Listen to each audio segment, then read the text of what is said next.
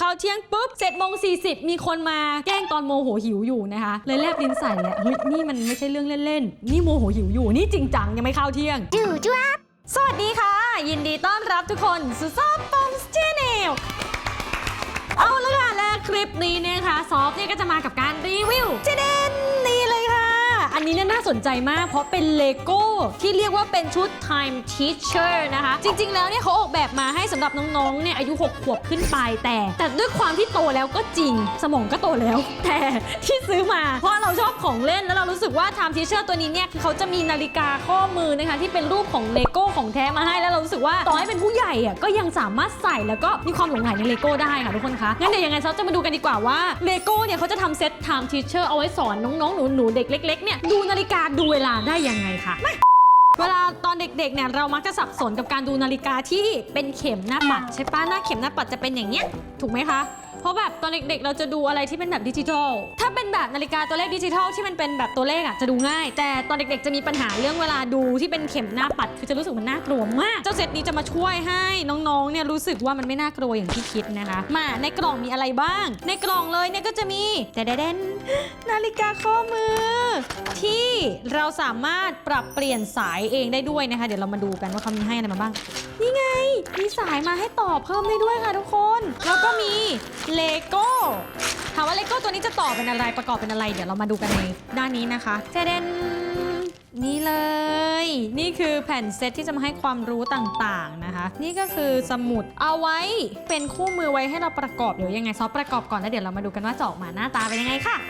เจเดนนี่คือสิ่งที่เราประกอบออกมาได้แล้วนะคะก็จะมีนาฬิกาเรือนใหญ่นะคะไว้ให้ผู้ปกครองเนี่ยได้สื่อสารกับน้องๆในการดูเวลาดูนาฬิกานะคะต่อมาเนี่ยจะเป็นกองการ์ดนะคะสำหรับการสอนดูเวลาบอกเลยว่าน่าสนใจมากเดี๋ยวจะบอกว่าเป็นน่าสนใจยังไงแต่ก่อนอื่นเลยเนี่ยซอฟอยากจะมาพรีเซนต์เจ้าตัวนาฬิกาข้อมือก่อนนะคะเพื่อสมกับการดูเวลาเราจะประกอบร่างให้ซอฟสามารถใส่ได้ก่อนนะเนี่ยใส่ได้แล้วจะได้น่ารักมากเลยก็จะได้นาฬิกาข้อมือเลโก้นะคะซึ่งเราสามารถถ้าดูใกล้ๆเนี่ยเขาจะมีเข็มบอกชี้ด้วยนะคะว่าเป็นเข็มสั้นเข็มยาวเป็นเข็มชั่วโมงหรือเข็มนาทีนะคะแบบบอกรายละเอียดครบมากให้น้องๆหนูๆสามารถจดจำภาพเดียวกันกับหน้าปัดเรือนใหญ่ที่คุณพ่อคุณแม่สอนที่บ้านได้เห็นไหมคะหน้าตาหน้าปัดจะเหมือนกันเลยมีเขียน to กับ past ด้วยก็คือแบบกำลังจะไปถึงกับผ่านมาแล้วกี่นาทีซึ่งตอนนี้ถ้าเกิดใครที่เป็นเด็กๆดูอยู่อาจจะงงเรื่องการดูเวลาเดี๋ยวเราจะมาดูไปพร้อมๆกันนะคะมาเฮ้ยนี่น่ารักอ่ะอันนี้ต่อให้โตแล้วก็ใช้ได้เนาะเราว่าน่ารักจังเลยอ่ะซึ่งอันนี้เนี่ยเราก็จะเป็นเหมือนโมเดลตัวใหญ่ๆนะคะเช่นคุณพ่อคุณแม่สามารถตั้งเวลาได้แบบนี้แล้วก็ถามน้องๆหนูๆว่าอันนี้เป็นเวลากี่โมง2 ทุ่มครับ8:05 นาทีครับจริงๆแล้วเราจะให้มันเป็น7:05 นาทีแต่ว่าเข็มมันเกินมาหน่อย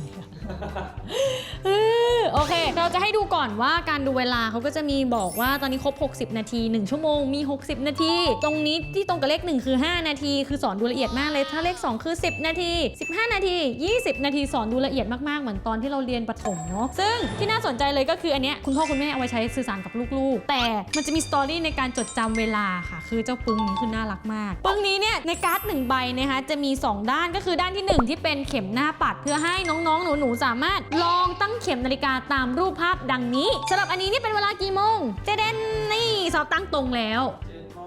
ถูกต้องนี่คือนี่คือ7นาฬิกาเห็นมา7นาฬิกาเป็นยังไงคะเบิกบานท้องฟ้าวันใหม่สดใส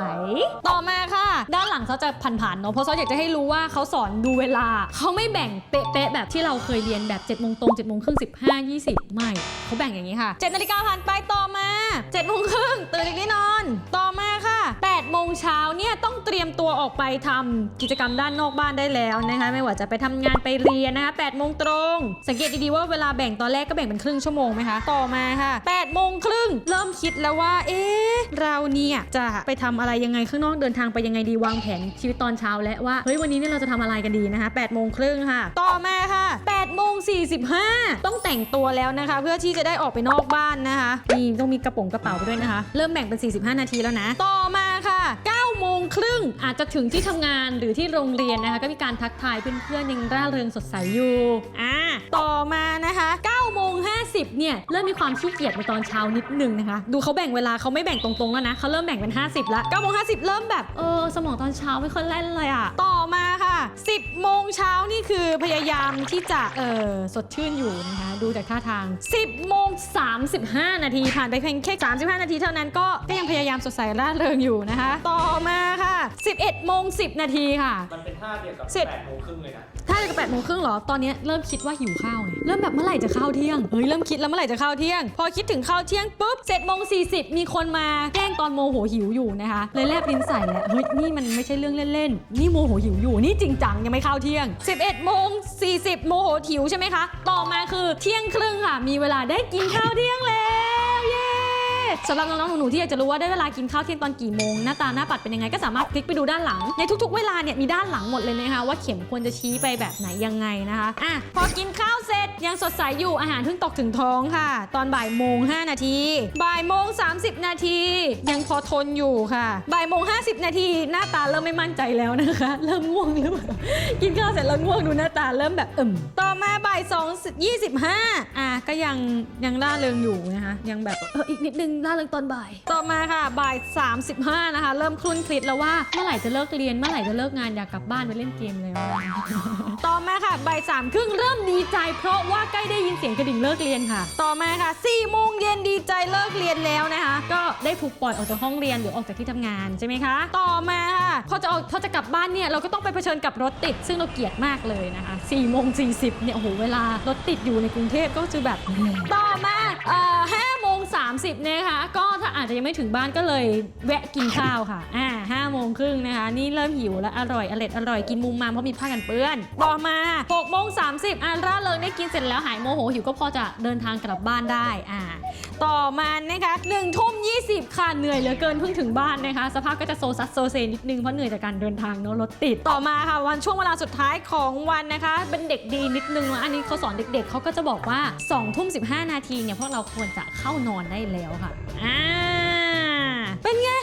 เราว่ามันมีเสน่ห์มากในการสอนดูเวลาเนอะคือมีทั้งภาพและด้านหลังเนี่ยสามารถดูหน้าปัดเล่าเรื่องตามแล้วก็ปัดหน้าปัดเวลานาฬิกาตามได้ด้วยนะคะรวมไปถึงคือเวลาซอฟชอบที่เขาแบ่งเวลาให้แบบไม่เป็นแพทเทิร์นให้รู้จักการที่จะดูเวลาที่แปลกๆไปบ้างเช่นหน่วยลงท้าย5อยู่ดีๆกระโดดไปแค่5นาทีหรือกระโดดไปทีครึ่งชั่วโมงหรือกระโดดไปเลย45นาทีหรือ1ชั่วโมงจะทำให้น้องๆได้มีพัฒนาการในการฝึกฝนเรื่องของการดูเวลาเพราะว่าการดูเวลาเป็นสิ่งสำคัญนะคะ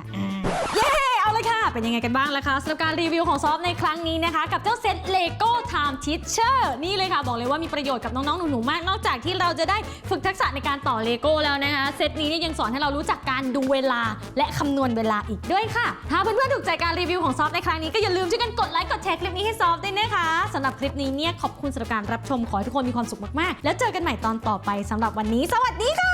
บ๊ายบาย